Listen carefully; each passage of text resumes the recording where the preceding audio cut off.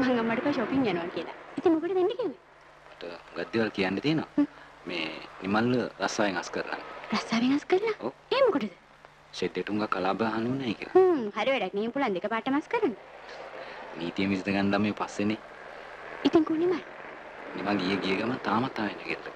ඒ රංචි ලියුමක් කියලා තිබ්බා. ඒක වැඩිම අහලා තිබෙ නිමල් ගැන. ඔය වැඩි හරියයිද මේ? මොකද්ද? නිමල්ගේ නිරංජගේ සම්බන්ධකම්? කෙල්ලගේ හිත ගියාට පස්සේ කතාන්නේ හරි අමාරු ප්‍රදීප්. එතකොට ඔය තත්ත්වේ සල්ලි ලොකුකම් ඒ ඔක්කොම අමතකයි. මේනු.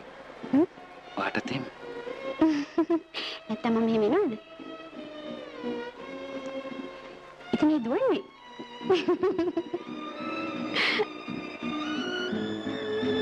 සයිකල් එකේ තිබ්බ.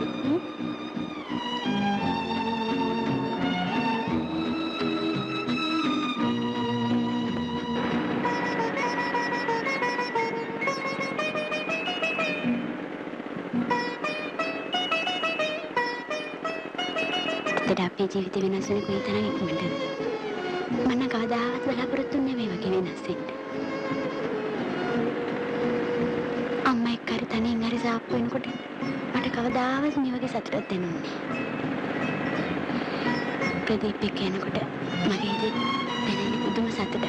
හරියට පුංචි කලාකුලක නැගිලා ඈතට කවුරුත් නැත්තේකට පාවෙලා යනවා වගේ. ඒ දවස්වල නිරංජි හිතනකොට මං hina වුණා. ඒක මට විහිළුවක් වුණා.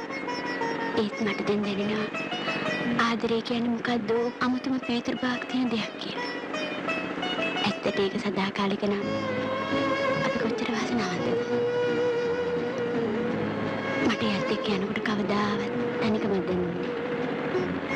හරියට සුරංගනා ලෝකෙක අතරමං වෙච්ච පුංචි කෙල්ලෙක් වගේ.